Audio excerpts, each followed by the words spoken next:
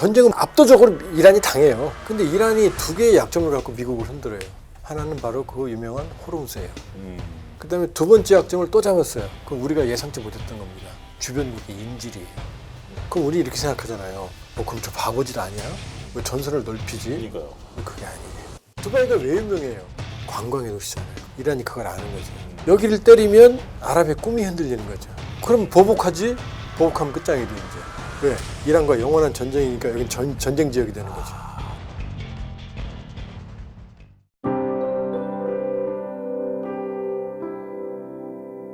네. 박사님 요즘 정말 바쁘시죠? 네. 예, 바쁜 와중에 제가 또 투자의 불확실성이 제일 나쁘잖아요. 아 그럼요. 예. 불확실성을 이해하는 무국화 시대, 네. 네. 대한민국 생존 전략이라는 책을 집필했거든요. 아 예. 네. 한번 읽어봐 주시면 네. 투자에도 도움이 될 것 같습니다. 한번 가지고 오셨으면 저희가 한번 또 이렇게 보여드렸으면 보여드리면 좋았을 텐데. 좋을 텐데요. 깨알 선전을 할 생각을 못했습니다. 아 예.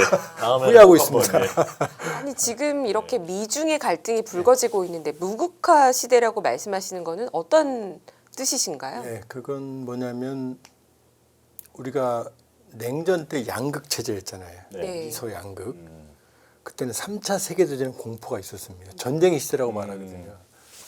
근데 오히려 그때는 양극이 자기들 내부의 질서를 지켰습니다. 네.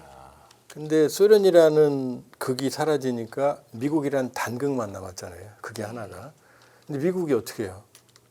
나 예전 같지 않으니까 힘들어. 나 안 할 거야. 그게 트럼피즘이에요. 네. 그러니까 미국도 극이 무너지는 겁니다. 중국은 치고 올라오죠. 이걸 우리가 다극화로 이해했거든요. 네. 근데 극이 있다는 얘기는 질서가 있다는 얘기거든요. 근데 지금은 아니잖아요. 그 누구도 질서 책임을 안 지잖아요. 트럼프 대통령이 어떻게 해? UN 필요 없어? 한미 FTA 필요 없어? 동맹도 WTA 필요 필요 없어? 러우 전쟁, 중동, 캄보디아, 태국, 인도, 파키스탄 여기저기 전쟁이죠. 경제 전쟁. 근데 아무도 질서를 안 지키잖아요. 네. 그리고 질서를 회복할 생각을 안 하잖아요. 그게 무국화 시대입니다. 그러니까 이거는 지금 이 상황은 불행하게도 이게 끝이 아니다. 우연이 아니다. 이제 입구에 들어선 거다. 그리고 이 무국화라는 시간은 꽤 오래 갈 거다. 새로운 질서가 형성되기 전까지는. 그러면 우리 투자 어떻게 하지? 여긴 좀 희망적인 얘기가 있어요.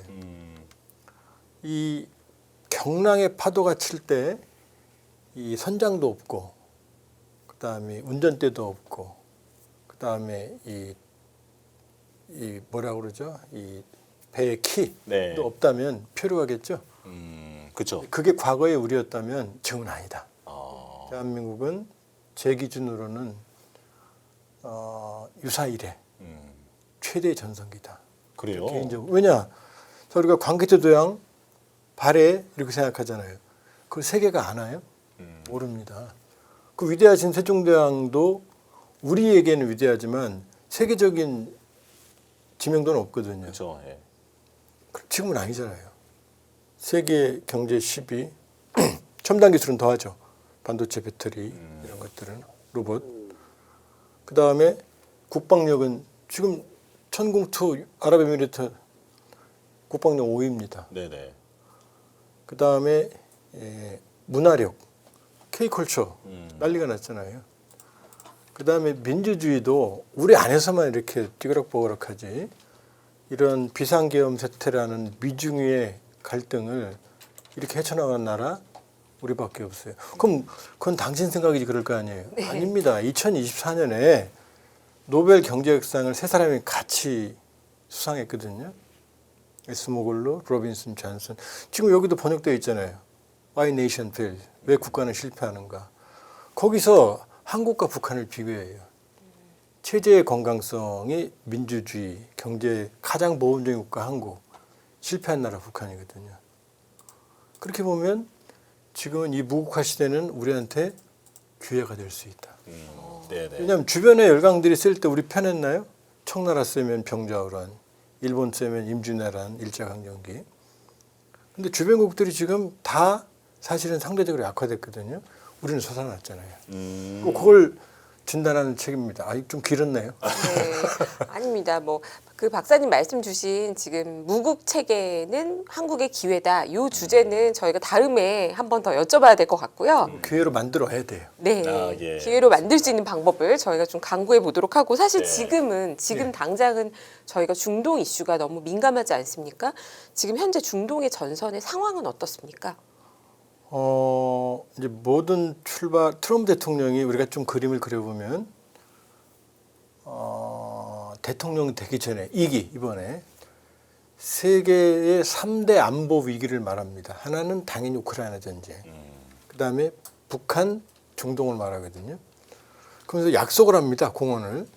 우크라이나 전쟁은 어떻게 할래 그랬더니 그 유명한 24hours, 24시간 안에 끝낸다. 그러니까요. 네, 그럼 우리가 이제 트럼프 대통령이 희화하면서 아이 뭐 조금 속된 말로 뻥쟁이 아닌가? 근데 그 뜻은 무슨 뜻이냐면 빨리 끝낸다는 겁니다. 네. 그러니까 가장 우선순위는 시기예요. 누가 이기든 누가 유리하든 상관없기 빨리만 끝내겠다. 내 전쟁 아니니까. 그다음에 김정은한테는 이렇게 말합니다. 러브레터 주고받았어. 우리 사이가 좋았어. 이렇게 말하고 그 얘기는 말로 하겠다는 얘기입니다. 협상을. 네. 그런데 중동에 대해서는 다르게 얘기합니다. 항구적인 해법을 찾겠어. 그러니까 영원히 해결하겠다는 거예요. 네. 그러면 트럼프 대통령의 해법은 뭐냐면 중동을 친미 친이스라엘 정세를 바꾸겠다는 게 이스라엘 중심의 정책이거든요. 네, 그러려면 딱 하나가 있어요. 여기에 반대하는 게 이란입니다. 네, 이란은 헌법에까지 반시오니즘이 들어있거든요. 왼수예요, 이란하고는. 네. 이스라엘은. 근데 이란은 전 세계 무슬림의 90%가 순위파거든요. 순위파는 순나, 그러니까 예언자 무함마드의 행동을 따른다 이런 뜻이에요. 네, 근데 여기 이란은 시아파거든요. 시아파는 이제 무함마드의 후계자 중에 알리가 있는데 알리의 당이라는 뜻의 그 시아거든요. 여기 훨씬 강경해요. 근데 이 이란의 그러니까 전 세계의 한 10% 정도 되는데 시아파인데 그 시아파 중에서도 반미 반이스라엘의 핵심이 이란이거든요. 네. 네, 근데 시아파 벨트가 있어요. 시아파가 있는 이란, 그 다음에 레바논의 헤즈볼라, 그 다음에 예멘의 후티, 그 다음에 이라크의 민병대. 이라크도 한 60에서 70% 시아파거든요. 네, 그 다음에 이미 무너졌지만 시리아의 아사드 정권. 여기는 시아파가 소수인데 집권했다가 그러니까 무너진 거거든요. 그 다음에 순위파지만 이란과 연대한 게 바로 가자 지구의 하마스입니다. 이게 시아파 벨트예요. 아, 네. 그러니까 트럼프 대통령은 이걸 없애겠다는 거예요. 그러니까 어떻게 했죠? 자, 이스라엘이 하마스가 도발한 그렇죠. 그걸 빌미로 한 하마스 괴멸 작전을 지원했죠. 그 다음에 예멘의 후티하고는 직접 교전도 했죠. 그 다음에 지난해 6월에 이스라엘이 이란이 핵을 개발하니까 전쟁했을 때 미국이 참전했죠. 네. 이번에 두 번째죠. 그러니까 이번 전쟁의 원인은 사실은 이란의 핵이지만 초기에 지도부 하메니를 제거해 버렸잖아요. 그렇죠. 네, 핵 문제를 해결하는데 지도부를 완전히 제거해 버렸어요. 그 얘기는 이란이라는 뿌리를 바꾸겠다는 거였거든요. 그러니까 전쟁의 목표가 이란 핵에서 이제 지도부 교체, 친미 정권 수립으로 바뀐 거예요, 사실은. 친미 친 이스라엘로. 근데 이게 애초에 그 핵무기 뭐 이런 게 목적이 맞습니까? 미국의 뭐 명분이 없다 이런 얘기 일단은 출발은 그랬습니다. 아. 왜냐하면 이게 우리가 냉혹한 국제 질서를 보면 이스라엘은 핵이 있어요. 무려 핵탄두가 90개쯤 있습니다. 아, 네, 근데 이스라엘은 중동에 둘러싸여 있기 때문에 중동전도 4차례나 했고 네. 심지어 욤키프르 전쟁에는 질 뻔했어요. 이스라엘이 사라질 뻔했습니다. 근데 이스라엘을 가장 적대적인 국가가 이란인데 이란 인구가 9천만이거든요. 네, 이스라엘은 늘어난 게 지금 거의 900만 1000만이에요. 이란이 핵을 가지면 그 순간 균형은 깨지죠. 그러니까 이스라엘은 미래를 보장하기 어려워요. 그러니까 주변국들이 핵을 가지는 건 수단과 방법을 가리지 않고 막으려고 그러고 그러니까 주변국은 안 합니다. 이란은 하거든요. 근데 2003년에 이란이 우라늄을 농축하는 게 확인이 됐어요. 네, 그러니까 히로시마에 떨어졌던 게 고농축 우라늄탄입니다. 우라늄을 자연계는 별로 안 들어있으니까 골라서 모으는 걸 농축이라고 그러거든요. 네, 이게 순도 90% 이상이 가면은 히로시마에 떨어진 고농축 우라늄탄이에요. 이걸 하고 있는 거죠. 그러니까 서로 뭐 찌그럭뽀그럭 싸우다가 2015년 오바마 정부 때 JCPOA 이란하고 합의를 합니다. 네. 야, 니네 농축할래 안 할래? 할게. 근데 언제? 3.75%. 요건 평화적이에요. 원자력에 들어가는. 네. 네. 거기까지만 할게. 그런데 이란 요걸 보는 이스라엘과 트럼프 그 당시에는 이거 반대했어. 그것도 못하게 해. 완전히 못하게 해. 그다음에 또 일몰 조항이 있었어요. 선셋. 이란과 합의는 이란이 착하게만 살면 언젠가 되면 배리어가 다 사라지는 그 구조였거든요. 그 트럼프 대통령이 기분 나빴거든요. 이스라엘은 야 저농축하는데 오늘 갑자기 고농축하면 어떡해? 그러니까 트럼프 대통령이 일기 때 2018년에 이걸 깹니다. 네.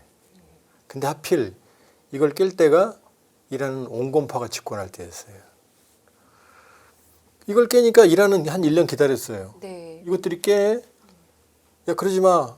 그러니까 알았어. 우리도 농축할게. 그래서 60%까지 농축을 한 게 작년이에요. 아, 네. 90%까지 얼마 안 남을 거 아니에요. 네. 그러니까 지난해 공격을 한 거예요. 아. 6월에 10일 전쟁. 미국도 그 참전했죠. 이스파한이라든지 거기. 그렇죠. 이스파한, 나탄스, 포로드 세 군데를.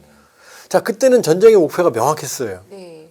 자 농축 핵시설 제거, 핵과학자 제거, 이 이란 신정 체제의 핵심인 혁명 수비대 제거 이거였거든요. 지도부는 안 건드렸어요. 그러니까 그 당시 하메네이는 이스라엘에 대한 공격도 제한적이었고, 그 다음에 6월 13일부터 24일까지 12일이거든요. 근데 트럼프가 22일 날 이제 공격을 해요. 미국이 폭격을 네. 나탄스 포로드 이스파한을 네. 그 유명한 비처 스피릿으로. 그랬더니 그 당시 하메네이가 약속 대련 유명한 카타르에 있는 미 공군기지를 공격을 하는데 미리 알려줘요. 트럼프한테 카톡으로 나 때릴게, 너 피해 네. 이렇게 네. 서로 그 약속 대련입니다. 예. 네. 그러니까 하메네이는 타격한 게 되고 미국은 피해를 안 받은 게 이렇게 봉합이 됐거든요. 이번은 달라요. 왜? 첫날 첫 공습에 하메네이를 지도부를 제거했거든요. 이 얘기는 뭐냐? 핵 문제가 아니고 이란의 지휘 체계, 집권 체제를 바꾸겠다는 게 왜냐? 1월 달에 끔찍한 이란 국민들의 민주화 시위를 진압을 했으니까 네. 아마 이 정권을 바꾸겠다는 게 목표였던 것 같거든요. 네. 근데 이제 이렇게 이스라엘과 미국이 동시 공격을 했고 최대 규모의 폭격을 통해서 하메네이는 첫날 폭사했고 지도부 48명이 동시에 사라졌고 그 당시만 해도 트럼프 대통령 2, 3일 아니면 길어야 몇 주 그랬거든요. 그러더니 며칠 다 이란 보고 무조건 항복해. 다음 지도자는 내가 세울 거야. 내 말 안 들으면 또 죽일 거야. 이렇게 얘기해 왔거든요. 네. 이걸 종합해 보면 이번 전쟁의 목표는 핵보다는 이란 정권을 본질적으로 바꾸겠다는 게 목표였던 것 같거든요. 네네. 이 목표는 달성이 안 됐죠. 왜냐? 더 강경파인 아들인 모주타바가 올라섰고 이란은 계속 공격을 하고 있고 그리고 지난해 가장 문제가 됐던 게 나탄스 포로드 이스파한을 트럼프 대통령이 공격하고 나서 이란 핵 문제 완전히 해결됐어. 다 부서졌어 이랬는데 그 당시 440kg의 60% 순도 농축 우라늄이 어디 있는지 아무도 몰라요. 그러니까 다시 때렸는데 이번에도 그게 어딘지 아무도 모르거든요. 아, 네. 그러니까 이 상황에서 전쟁이 생각보다 길어지고 있고 더 중요한 건 이란이 그동안 사전에 계획했는지 미국의 치명적인 약점 2개를 잡아낸 거죠. 그게 뭔가요? 전쟁은 뭐냐면 압도적으로 이란이 당해요. 네. 근데 이건 이스라엘과 미국이 자랑할 게 못 돼요. 원래 UFC 이종 격투기 선수랑 지금 유치원생이 싸우는 거거든요. 네네. 이종 격투기 선생 유치원생 팬다고 그래서 이겼다고 말할 수 있나요? 그죠. 예정된 건데. 근데 이란이 2개의 약점을 갖고 미국을 흔들어요. 하나는 바로 그 유명한 호르무즈예요. 에너지 동맥. 그렇죠. 네. 지금 우리도 난리 났잖아요. 네. 최고일 때까지. 그렇죠. 이걸 묶어버리니까 트럼프 대통령의 약점이 드러나는 거예요. 트럼프 대통령이 그렇게 자기가 경제학자들 막 우습게 알잖아요. 그죠. 인플레 그러면 웃기지 마. 내가 잡을 수 있어 그러잖아요. 그 마법의 칼이 사실은 별거 아니에요. 저유가입니다. 네. 그러니까 유가만 잡으면 관세를 때리든 뭐라든 인플레이션 잡을 수 있다고 판단하는 거거든요. 그러니까 베네수엘라 매장량도 잡은 거고. 지난해 12월 기준으로 WTI 서부 텍사스산 원유가 55불이었거든요. 오늘 얼마입니까? 지금 100불 넘지 않았나요? 아마 그 정도 됐을 거예요. 네. 장외에서 한 101달러? 네. 네. 그럼 시청자분이 보세요. 알려주시네요. 그럼 보세요. 지금 거의 2배가 뛴 거 아니에요. 그럼 미국 시민들 입장에서는 WTI는 개전 초기에 35% 올랐거든요. 이건 WTI 역사상 처음 있는 일이에요. 그러면 미국 사람들이 기름값이 최고인데 자동차가 한 대 있는 사람들도 아니고 차 없으면 생활이 안 되는 사람들이고 차는 또 다 큰 거 차잖아요. 유럽하고 그렇죠. 다르게. 예. 픽업 트럭. 그러면 이게 직격탄인 거고 이제 인플레이션 올라가는 거고 그다음에 지금 전 세계 경제가 신음하잖아요. 이걸 잡은 거죠. 그러니까 트럼프 대통령이 약점을 파고들으니까 트럼프 대통령이 어디까지 말해요. 야 니네들도 배보내. 한국, 영국, 그러니까요. 프랑스, 예. 일본, 중국까지 심지어 자기들하고 예. 싸우는. 이게 지금 약점을 보이는 거거든요. 그러니까 이걸 아는 거죠. 그다음에 두 번째 약점을 또 잡았어요. 그건 우리가 예상치 못했던 겁니다. 주변국의 인질이에요. 자, 바레인, 카타르, 아랍에미리트, 쿠웨이트, 사우디아라비아, 걸프국가 주요 국가들이 다 미군 기지가 있어요. 그렇죠. 그러니까 이 미군 기지가 있는 국가들을 때린다는 명분으로 주변국의 민간 시설들을 때리는 겁니다. 그럼 우리 이렇게 생각하잖아요. 사우디아라비아 국방이 강해요. 네. 최첨단 무기 다 가지고 있습니다. 아랍에미리트 이번 천궁2가 막았잖아요. 그럼 저 바보짓 아니야? 왜 전선을 넓히지? 그러니까요. 근데 그게 아니에요.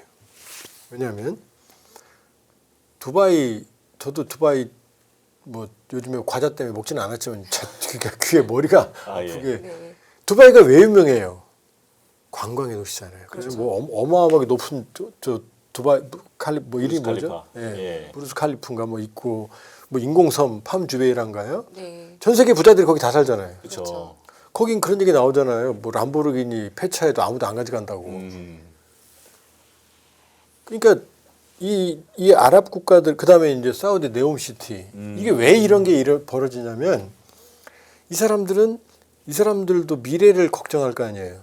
석유는 언젠가 떨어진다. 네. 그때 어떻게 먹고 살지? 그럼 홍콩이나 싱가포르야. 전 세계 교통 물류의 허브, 관광, 금융 네. 천문학적인 투자를 한 겁니다. 이란이 그걸 아는 거죠. 여기를 때리는 순간 그 꿈은 다 무너지는 거죠. 홍콩에 만일에 미사일이 맨날 떨어지고 그랬다면 그런 도시가 됐겠습니까? 싱가포르가. 그러니까 여기를 때리면 아랍의 꿈이 흔들리는 거죠. 아, 그렇게까지 해석이 되나요? 그런데 그럼 보복하지? 보복하면 끝장이죠 이제. 왜? 이란과 영원한 전쟁이니까 여긴 전쟁 지역이 되는 거죠. 아, 그러네요. 그러니까 그러면 이렇게 생각할 거 아니에요. 이란이 미울 거 아니에요. 그렇죠. 지금 두바이 유령 도시라면서요. 그러게 말이에요. 기사에는 예. 부자들이 다 떠났다. 그분이 거기에 10억 달러 가지고 살고 계셨어요. 네. 다시 돌아가시겠어요? 지금 못 돌아가겠죠. 안 돌아가시잖아요. 드론이 건물을 막 그냥. 그렇죠. 여기서 안 끝난다고 생각하죠. 예. 그러니까 이 사람들은 어떻게 생각하냐면 이란하고 싸워야지는 생각 꿈도 못 꿔요. 그럼 더 악몽이니까. 그러면 이렇게 생각하는 거죠. 날 지켜달라고 미군 기지를 들려보냈는데 미군 기지 때문에 내가 맞았네. 우리 미래가 날아가네. 사실 미래가 날아가는 거예요 지금. 네. 거기가 왜 그 사막 도시로 사람들이 왜 갑니까? 평화롭고 안전하고 미군이 지켜주고 전쟁이 없고 전쟁은 레바논이야, 베이루트야, 가자지구야, 테헤란이었는데 아니잖아요 이제. 박사님 근데요. 제가 지금 박사님 말씀해 주시는 걸 쭉 듣다 보니 그렇다면 지금은 이 전쟁이 단기에 끝날 가능성은 별로 없다라고 봐야 되는 말씀이신가요? 단기에 사실 우리가 예. 좀 이렇게 몇 번 쏘고 해도 또 이게 빨리 수습이 됐다고 하면 사람들은 또 금방 잊어버리고 가지 않습니까? 단기에 끝내려고 시작을 했죠. 네. 그런데 이란은 단기에 끝낼 수 없는 전쟁인 게 첫 번째 지상군 투입 준비가 전혀 안 돼 있었어요. 항공으로만 때리고 나서는 어떻게 전쟁이 끝납니까? 우리가 비슷한 전쟁이 코소보 유고슬라비아 내전 때 네. 무려 38,000 소티는 한 번 비행기가 뜨고 내리는 거거든요. 예. 38,000번을 출격해서 유고슬라비아 곳곳을 부셔서 유고슬라비아가 아니죠. 세르비아죠. 세르비아가 그때 이제 코소보라는 알바니아계를 탄압하고 있었으니까 세르비아군이 이 코소보에서 후퇴했어요. 그렇지만 항복하지 않았습니다. 두 번째, 나중에 알고 보니까 세르비아의 지상군은 거의 타격을 안 받았어요. 아 그래요? 지상군이 준비가 안 돼 있는데 공중전만으로 어떻게 항복을 시킵니까? 타격은 줄 수 있지만 네. 지상군이 들어가야 되거든요. 그걸 이란 혁명수비대가 알고 있거든요. 그 항복 안 하죠. 항공전만 하는 걸. 그 다음에 지금 약점을 지금 파고들잖아요. 호르무즈 해협 봉쇄, 그 다음에 주변국 때리잖아요 지금. 그럼 미국이 아프거든요. 그러니까 주변국들이 이란이 나쁜 놈이다라고 생각하지만 네. 어차피 대화가 안 되니까 아, 누구 때문이야? 미국 때문에. 미국한테 이 전쟁은 여기서 안 끝나요. 이거 끝나면 아마 이 걸프 페르시아만 국가들이 미국과의 관계를 다시 생각할 거예요. 천문학적인 투자를 하고 미군 기지를 유치했는데 결국 두바이는 이제 어떻게 됐어요? 부자들이 다시 돌아간다고요? 일부는 갈 수 있겠죠. 그러나 예전에 평화로웠던 위상을 찾기는 쉽지 않을 거예요. 불행하게도. 그러니까 이란의 완전한 항복을 요구했는데 이란은 그럴 이유가 없죠. 지상군이 못 들어와 미국의 약점 2개를 잡았어. 계속하는 거죠. 박사님, 저는 박사님 말씀해 주시는 의견에 사실 거의 대부분 동의하는 입장이긴 하거든요. 그런데 제가 진행자로서 반대로 기대하시는 분들도 계시잖아요. 사실 전쟁이 빨리 끝나길 그 말씀을 바라고. 또 드리려고 그래요. 네, 특히 상황이에요. 트럼프는 트럼프는 항상 지금까지 협상을 잘해왔던 대통령으로 사람들이 그래도 물러서는 수가 있겠지. 그리고 만약에 정말 트럼프가 아무 방법이 없다면 이건 이스라엘한테 완전히 말려든 거 아니냐. 그러면 진짜 답이 없네라고 생각하기도 합니다. 어떻게 봐야 될까요? 트럼프 대통령이 협상을 잘한다는 사람들 그런 의견에 저는 동의 안 합니다. 협상 잘하는 건 뭐냐? 강자 붙어서 싸워서 이겨야 잘하는 겁니다. 트럼프는 보통 약자를 두들겨 패서 이기는 방식이에요. 네, 더 많이 뺏고. 빡빡해서. 예. 네. 시진핑하고 싸워서 이겼나요? 아니죠. 푸틴하고 싸워서 이겼나요? 싸우지도 않은 것 같아요. 아니거든요. 네. 자, 그렇게 보면 지금 이번 전쟁은 초기에 두들겨 패면 이란 시민들이 봉기하고 정권이 교체되고 친미 수립하고 넘어온다. 이 그림이었던 것 같거든요. 근데 이 그림은 안 된다. 자, 그럼 이 그림에 너무 그럼 장기전으로 가는 거야? 지금 우리 어떻게 경제? 그건 아니다. 왜냐? 양쪽 다 계속 가기는 어려운 한계가 있다. 자, 이란은 괴멸적인 타격을 받았기 때문에 아무래도 갈수록 쉬워지진 않습니다. 네. 힘이 더 세지진 않아요. 버티는 것뿐이지. 시간이 갈수록 이란이 강해지진 않습니다. 그럼 미국은요. 지금 항공전만으로 공중전만으로 계속 공격을 하는데 이미 탄약 떨어져 가고 있고 지금 패트리어트 지대공 미사일 같은 경우는 유럽의 우크라이나 전쟁 4년치를 벌써 지금 일주일 만에 다 썼어요. 그러니까 미국도 계속해서 공습을 한다? 그러면 비전투 손실이 늘어나요. 네. 벌써 공중급육이 추락해서 6명 전 폭사했죠. 지금 계속 뭐 사우디아라비아에 있는 공중급육이 하나에 2억 달러, 3억 달러예요. 5대 피격당했다. 앞으로는 계속 누적될 거예요. 피로감이. 그러니까 지상군이 들어가지 않는 이 전쟁은 천문학적인 돈만 들어가는 거고 장기화할 수가 없어요. 그러니까 트럼프 대통령이 중국, 한국, 일본, 영국, 프랑스 함정 보내 이 얘기는 자인하는 거잖아요. 자기 혼자 전쟁 저질러 놓고 나서 니들이 와야 될 거 아니겠어? 그건 자기 힘으로 안 된다는 얘기죠. 네. 그다음에 우주타바라는 새로운 강경파 지도자가 들었었지만 뭐라고 그랬죠? 순교에 대한 복수를 피하지 않을 거다 했지만 조건을 내걸었잖아요. 보상해라. 맞아요. 그다음 완전한 전쟁이 끝내라. 종전 조건이잖아요. 그러니까 가격만 맞으면 나갈 수 있다는 얘기예요. 그러니까 양쪽 다 계속은 못 간다는 겁니다. 지금 네. 무한정 이 동력이 있어야 에너지가 있어야 탈 거 아니겠어요. 재료가 있어야. 그건 아니다. 지금 보면 트럼프 대통령은 그래도 내가 잘한 거잖아라는 그림이 나와야 되는 거고 이란은 지금 자기들의 최고 지도자가 죽었잖아요. 네. 사실 가족을 다 죽였어요. 아무리 저기라지만. 네. 그러면 이 상황에서 아들만 자 아버지 주고 아내 주고 누이 매제 조카들 주고 이게 확인된 거거든요. 근데 이 상황에서 모주타바가 적당히 대충 화해합시다 이게 되겠습니까? 그림이 나와야 되는 거죠. 네. 그림이 나와야 되는 거죠. 그러니까 지금 제가 보기에 전쟁의 정점은 지나갔다 가고 있다. 네. 이렇게 올라갔는데 이제 이게 이렇게 가느냐, 이렇게 가는 상황에서 이렇게 끝나느냐. 벌써 보세요. 오만 이집트 중재하는 거 트럼프가 거부했다. 푸틴과 1시간 통화했어요. 왜 통화합니까? 자신이 있으면. 중국도 특사를 보냈어요. 마크롱, 영국도 지금 움직여요. 그렇게 보면 지금은 이제 다들 전쟁을 끝내야 되는데 공감대가 있다. 그러면 저는, 예. 네. 그러면 트럼프는 과연 어떤 명분으로 이 종전 선언을 할 수 있을까요? 트럼프 대통령의 단점이자 장점이 뭐냐면 말 바꾸는데 1초도 안 걸려요. 그러니까 단점으로 보면 신뢰감이 없는 사람이죠. 근데 장점으로 보면 이걸 융통성이 있는 사람이다. 자기가 한 말에 집착 안 한다. 그러니까 비즈니스맨이라서 그래요.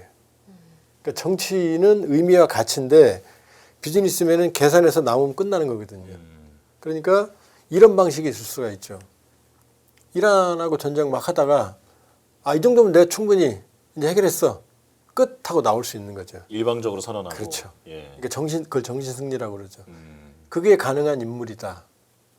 그렇게 보면 미국의 공격 빈도 강도가 더 높아진다라는 얘기는 이 정도면 됐지. 한번 말했잖아요. 자기가 쭉 해놓은 거를. 네.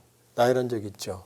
그렇게 보면 트럼프 대통령은 사실 일반적인 사례가 아니기 때문에 내가 이겼어? 라고 하고 나오고 비난이 오든 칭찬이 오든 거기에 아무로 개의치 않는 사람이다. 자기 판단이 중요한 사람이다.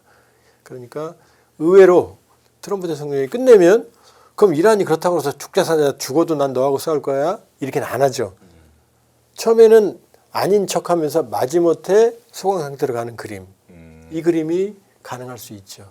네. 현실적이다. 네. 그러면 저는 이게 가장 궁금한 게 앞서 말씀해 주신 대로 5개국에 호르무즈로 호위함 보내라 했잖아요. 예. 여기 이제 우리나라 포함되어 있지 않습니까? 예, 예. 뭐 청해부대가 갈 것 같다 이런 얘기 하는데 갈 수도 있다. 보내야 합니까? 이거 정말? 지금은 가면 안 되죠. 근데 이제 미국은 우리의 어쨌든 동맹이고, 네 그리고 이제 트럼프의 논리는 너네 나라 중동산 특히 호르무즈에서 원유 다 받아가잖아. 그럼 너네도 너네 문제잖아. 이렇게 지금 주장을 하고 있잖아요. 그러면 이제 나오는 챗 GPT 답이 있습니다. 예. 네가 가라 하와이. 왜냐하면 지금 예. 네. 호르무즈 해협이 봉쇄된 상황이잖아요. 네. 여기 미국이 안 들어가잖아요. 네. 왜냐? 그 해협은 고가의 함정이 지금 상황에 들어가면 자살행위예요. 10억 달러, 100억 달러짜리 항공모함도 10억 달러 이지스함도 바로 자살보트 공격에 당할 수 있는 호르무즈 해협이에요. 그러니까 미국이 니들이 먼저 들어가서 안전하게 호위하면 그때는 할 말이 있겠죠. 근데 자기들이 안 들어가잖아요. 예. 거길 우리 보고 들어가라? 트럼프 말도 그게 아니에요. 다 정리됐을 때 혹시나 자살 보트나 뭐 드론이나 이렇게 말했어요. 그것도 희망컨대. 왜 희망컨대냐? 지금 트럼프 칼이 없거든요. 지난번에 이파 국제 비상경제권한법으로 말 안 들면 10% 20% 자기 마음이 독재 영웅이었거든요. 이거 불가능하거든요. 그렇죠. 지금 상대방을 압박하려도 조사를 해야 돼요. 10호 30일조, 122조. 시간도 몇 달 걸려요. 트럼프가 지금 칼이 없어요. 그렇게 보면. 다른 나라를 휘두를 수 있는 칼이 휘둘 수는 없다. 칼이 없어요. 거기다 얼마나 급하면 그렇게 두들겨 패는 중국 보고도 오라고 그러잖아요. 그러게 말이에요. 네. 한국, 일본, 영국, 프랑스는 미국 동맹입니다. 중국은요. 지금 압박하고 있잖아요. 베네수엘라, 이란 다 중국 견제하는 거잖아요. 간접적으로. 네네. 중국을 들어오라는 얘기는 뭐예요 지금? 앞뒤 그림이 안 맞는 거예요. 언제 들어오느냐도 애매하고 어디에 들어오냐도 애매한 거예요. 그러니까 지금은 답할 이유가 없죠. 그냥 신중히 검토한다 이 정도면 되는 거지. 지금 호르무즈에 들어와라? 그건 아주 쉬워요. 노 그러면 됩니다. 다른 나라는 어떻게 움직일까요? 우리나라는 지금 청와대 입장 보면 뭐 관계자발 보도 이런 것도 보면은 일단은 미국의 그 대의에는 공감하는 메시지를 내기는 됐습니다. 근데 그리고 나서 다른 나라가 어떻게 움직일지를 면밀히 검토하고 있는 것으로 알려졌는데 정말 다른 나라는 혹시나 뭐 그러니까 참여를 할 수도 있잖아요. 그렇죠. 그 청와대 발언은 공감이 아니고 국제법적으로 항로는 보호받아야 네. 되는 게 공자님 말씀한 거예요. 네네네. 그다음에 신중히 검토하겠다. 동맹이 얘기한 거니까요. 그거는 사실은 정답에 가깝다. 그러나 거기에 어떤 내용이 들어있지는 않잖아요. 자, 지금 영국 같은 경우는 미국이 뭘 부탁해도 들어줘야 됩니다. 영국이요. 예, 왜냐? 포클랜드 전쟁 때 영국 국군이 걸린 전쟁이 미국이 없었으면 못 이겼거든요. 네. 그러니까 그 둘은 하나라고 보시면 돼요. 근데도 키어스타머 니네 전쟁 왜 했어? 문제 많아? 처음에 기지도 안 빌려줬잖아요. 그러니까요. 프랑스는 딴 데 쳐다보고 있잖아요. 지금 중국은요. 적대적 행위나 먼저 전쟁이나 빨리 끝내라는 얘기예요. 그다음 일본은요. 일본은 우리보다 급하거든요. 비축분은 우리보다 좀 더 많지만 원유 비축분은 90% 이상을 의지하거든요. 그럼 일본이 보내느냐? 일본이 그러면 그 전투에 이란과 전투행위 가능한 해역에 바로 보낸다고요? 일본도 쉽지 않다. 그럼 우리도 역시 마찬가지입니다. 네. 지금 안전하고 다른 나라들이 다 간다. 그러면 그때는 움직일 수 있겠지만 지금 이 상황에서 이란이 장악하고 있는 그 지역에 들어가서 함정을 호위하라. 그런 주문이 오면 답은 아주 쉬워요. 안 돼. 네가 가라. 그럼 되는 거예요. 그러면 미국도 그 부분은 수긍할 것이다. 미국도 안 들어가잖아요 지금. 예. 미국이 지금 트럼프 대통령이 필요시 호의 그러더니 지금 당하고 있는데도 함정에 안 들어가잖아요. 들어가면 큰일 나요. 들어가면 그 미국의 함정이 최악의 위험에 빠지는 거예요. 그러면 그럼 호르무즈 해역이 완전히 공격 가능성이 양측의 육상에서 없을 때 들어가면 되지 않는 거냐. 그럼 그때는 들어갈 이유가 없잖아요. 안전한데. 그러니까 이번 트럼프 대통령의 발언은 의도는 알겠지만 전략적이지 않았다. 왜? 중국까지 왜 포함했으며 언제 들어오는 거냐. 어떤 역할을 하냐. 이게 없어요. 지금. 쉽게 말하면 주어 목적어 뭐 다 네. 없는 겁니다. 일단 와라. 네. 그러니까 이거는 오히려 트럼프 대통령이 약한 모습을 보인 거다. 혼자 사고 쳐놓고 나서 주변 사람들한테 아무 상의도 안 하고 해서 니들이 와서 해결해야지 얘기가 똑같거든요. 명분은 너네들이 석유 많이 쓰잖아 이건데 중국은 지금 안 그래도 기분 나쁜데 거기 중국 보고 와서 자기들이 불안을 조정해 놓고 그 불안 해결하러 중국 함정 들어오라. 중국은 또 들어갈 이유가 없는 게 이란은 중국 함정은 내보내고 있거든요. 네. 아, 예. 그 그러니까 유조선 이 말씀. 트럼프 대통령 말이 앞뒤가 지금 안 맞아요 문맥이. 그러니까 좀 두고 봐야 된다. 그러나 예. 확실한 건 미국이 어려우면 도움을 청할 가능성은 남아 있다. 그리고 이미 한국에 그렇게 어렵게 들어왔던 사드까지 넣었다 뺐다. 네. 패트리어트는 이미 나갔다 왔고 이미 지난해도 나갔다 왔고 그 얘기는 자 주한미군의 사드까지 패트리어트 포대까지 그다음에 함정까지 이 얘기는 트럼프 대통령 그림대로 안 돌아가고 있다는 얘기를 말하는 거죠. 여기까지 계산하고 전쟁을 했을까요? 그건 아니었을 거다.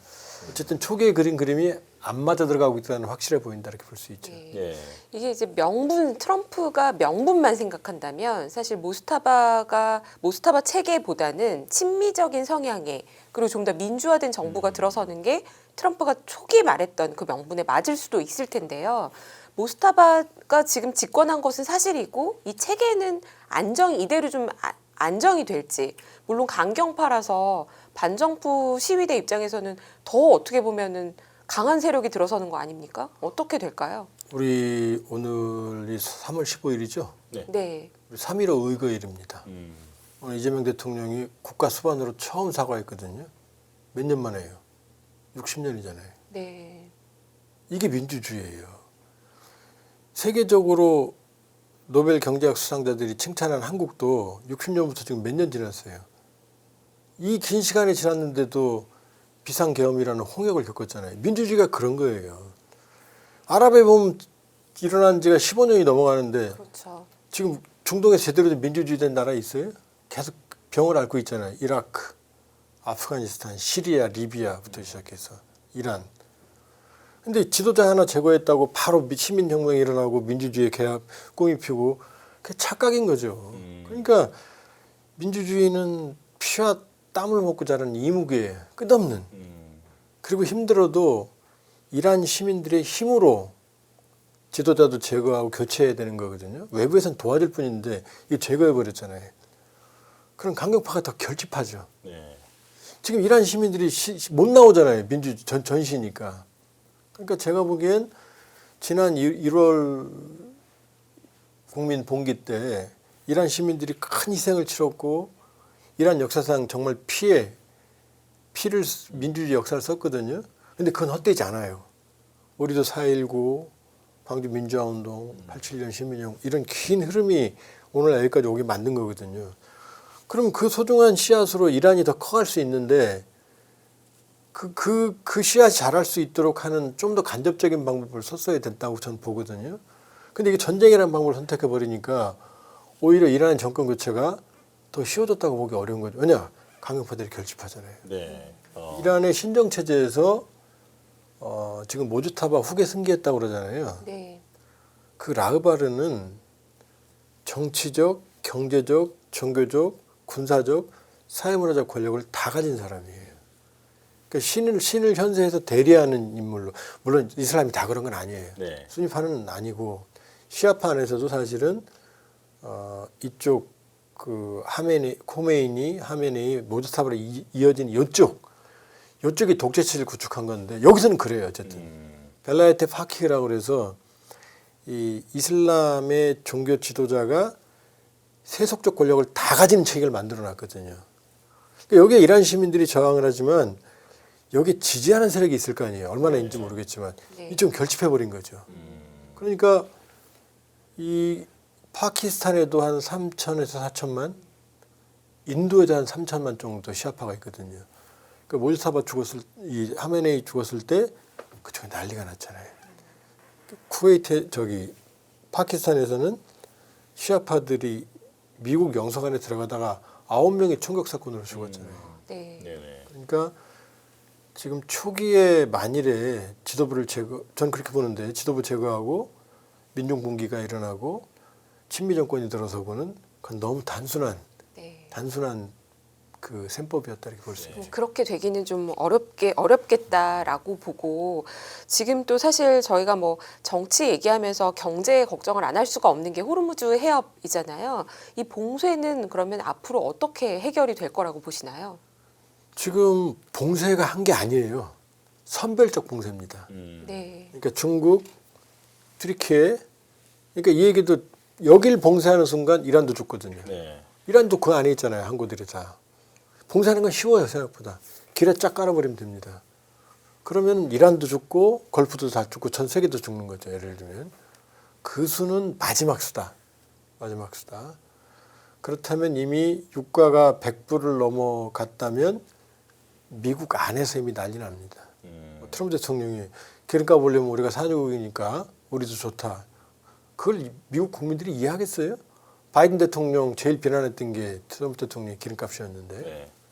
그러니까 저는 지금 말씀드렸던 그 유가가 오히려 우리를 괴롭히고 있지만 전쟁을 빨리 끝내는 해법이 될 수 있다. 그러니까 마지막으로 좀 짧게 하나만 여쭤보겠습니다. 이게 그 어떤 중요한 전기점이 될 수 있는 그 시점을 전망할 때 미중 정상회담이 그 중요한 계기가 될 수 있다라는 전망도 있거든요. 이 의견은 어떻게 보십니까? 저는 미중 정상회담은 그 중요한 분기점이라보다는 여러 계기 중에 하나다. 이미 푸틴과 통화했고, 네. 그리고 여러 나라가 중재하고 있고, 기름값이 한계점을 넘어가고 있고, 양측 다 계속 전쟁하기 힘들고, 그렇기 때문에 저는 조심스럽게 희망사항입니다만 보면은 정점은 지나가고 있는 거 아니냐. 거기다 함정 파견까지 요청을 했으니까. 네. 그렇기 때문에 트럼프 대통령이 여기서 더 확전만 안 한다면 부분적인 전면적인 지상군은 안 되는데 지금 해병대 트리폴리 상륙함이 지금 네. 일본에서 이동하고 있거든요. 예를 들면 하르그 섬 점령 작전이라든지 호르무즈 해협 일부에 대한 점령이라든지 이런 작전은 오히려 더 독이 될 수 있거든요. 그런 추가적인 이란을 장악하지 않는 행동으로 간다면 이란도 테러를 모색하고 있다고 봐야 된다. 트럼프 대통령도 지금 명분을 찾고 있다 이렇게 볼 수 있죠. 네. 이제 한 2주 뒤면은 미중 정상회담이 열리는데 여기에서 또 새로운 뉴스가 쏟아질 것 같습니다. 자, 시간 관계상 여기서 인사를 드려야 할 것 같습니다. 조한범 통일연구원 석좌 연구위원과 함께했습니다. 고맙습니다. 고맙습니다.